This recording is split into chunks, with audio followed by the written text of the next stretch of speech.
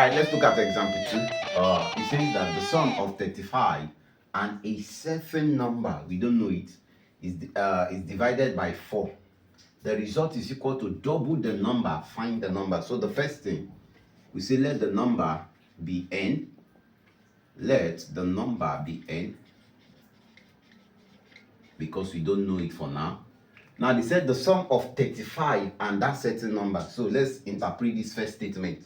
So the sum of 35 and the number is n plus 35, or 35 plus n. That's the sum.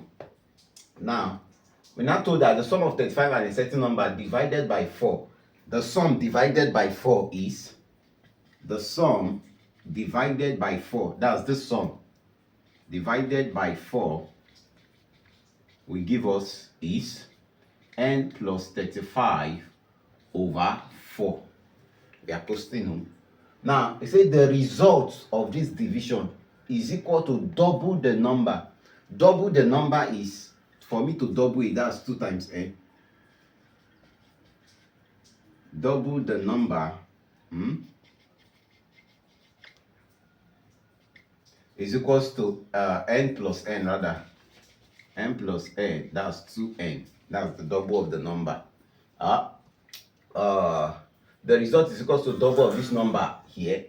Find the number. So, therefore, hence, we have that our n plus 35 over 4 equals to 2n.